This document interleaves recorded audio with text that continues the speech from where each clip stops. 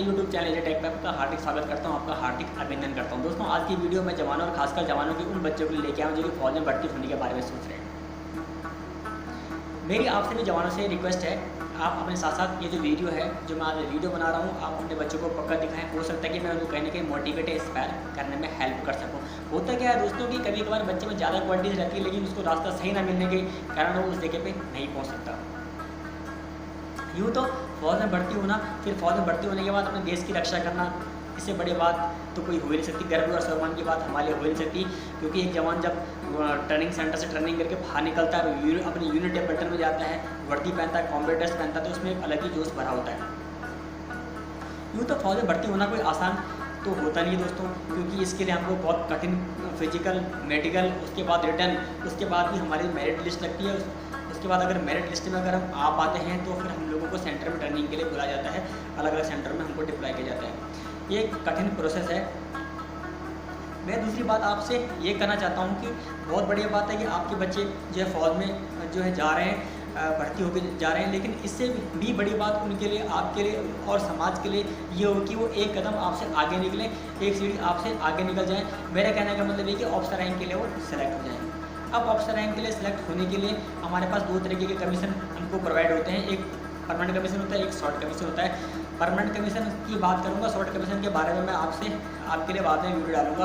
Permanent commission क्या होता है? परमानेंट कमीशन एक इस तरह का कमीशन है कि जिसको लेने के बाद जो ट्रेनिंग प्रोसेस है वो ख़त्म करने के बाद आपको जो है परमानेंट कमीशन लेफ्टिनेंट के तौर पे पद पे मिल जाता है, और आप फौज में तब तक नौकरी कर सकते हैं जब तक आप रिटायरमेंट नहीं हो जाते। यह परमानेंट कमीशन होता है।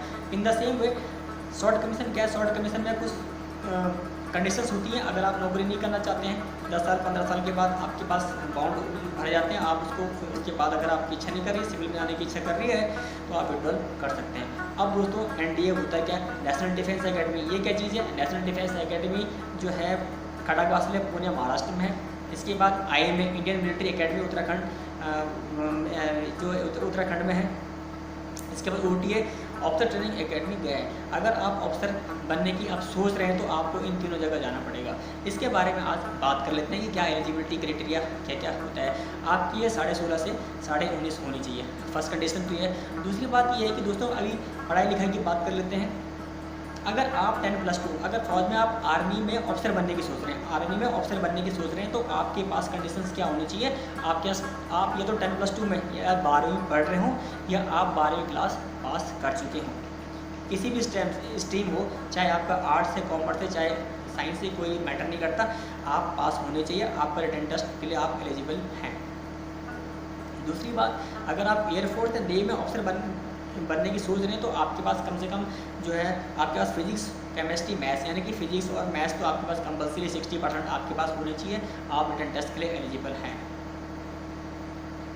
इसका पूरा का पूरा जो टेस्ट है वो कंडक्ट कराती है UPSC।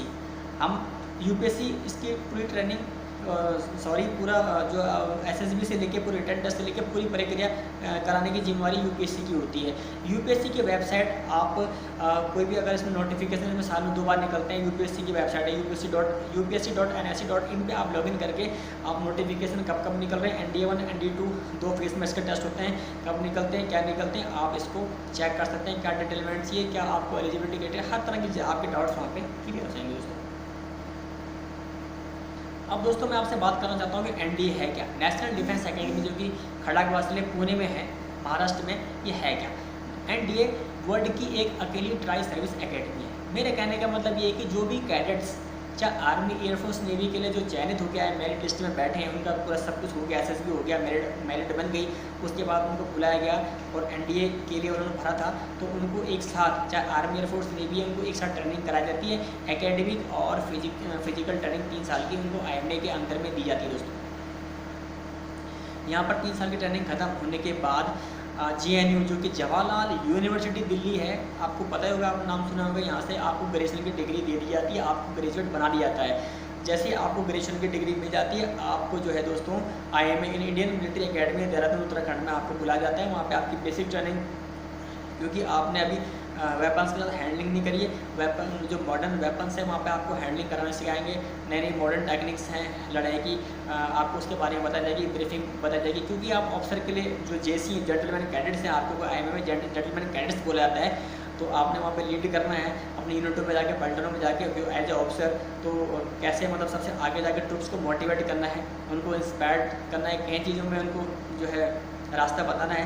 तो आपको वहाँ पे वो टेक्निक्स बताई जाती हैं, लड़ाई की क्या ब्रीफिंग्स दी जाती हैं, कैसे लड़ाई की रणनीति बनती है, हमको पूरा वहाँ पे जो है सिखाया जाता है दोस्तों। उसके बाद दोस्तों आपको आईएमए जो है आपको फिजिकल की जो आपको डेवलपमेंट के लिए उत्कृष्ट सेवाएं प्राप्त करता है। जैसे कि आपको ट्रैकिंग करनी है, पैरा ग्लाइडिंग करनी है, उसके बाद क्लाइंबिंग करनी है, माउंटेनिंग करनी है, ट्रैकिंग करनी है और कई तरह की राफ्टिंग करनी है। आपको वहाँ पे जो है हर तरह की फैसिलिटीज़ हैं। आप स्पोर्ट्स में रुचि रखते हैं, वॉलीबॉल हो गया, उसके बाद बास्केटबॉल हो गया, हॉकी हो गया, फुटबॉल हो गया, आपको वहाँ पे जो क्रॉस कंट्री हो गया, आपको वहाँ पे सब कुछ सिखाया जाता है दोस्तों।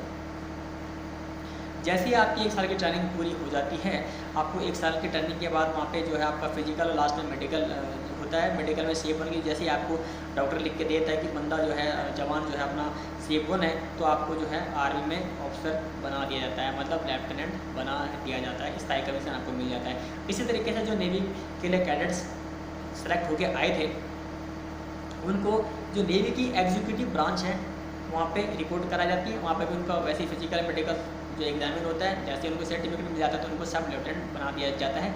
इसी तरीके से जो एयरफोर्स के लिए चयनित होकर आए थे कैडेट्स, अभी उनकी ट्रेनिंग पूरी हो गई है। दोस्तों एक बात मैं आपको बताना चाहूँगा कि इनका जो है 6 महीने का अतिरिक्त ट्रेनिंग पीरियड होता है एयरफोर्स में, 1 साल 6 महीने का, और सब 1 साल की करते हैं आर्मी और नेवी के, लेकिन 1 साल 6 महीने की ट्रेनिंग करते हैं। लेकिन जैसे इनका 1 साल ही पूरा होता है तो इनको फ्लाइंग ऑफिसर बना दिया जाता है, स्थायी कमीशन इनको मिल जाता है, प्राप्त हो जाता है। तो दोस्तों आज की ये वीडियो यहीं तक। उम्मीद है कि आपको वीडियो समझ में आ गई होगी, लेकिन फिर भी आपको इसके रिगार्डिंग कोई अगर डाउट हो कि कैसे एनडीए में एंट्री करनी है, कैसे एसएसबी की तैयारी करनी है, तो आप यूपीएससी की जो वेबसाइट है upsc.nsc, इन पे जाके आप पूरी जो डिटेल में जानकारी ले सकते हैं।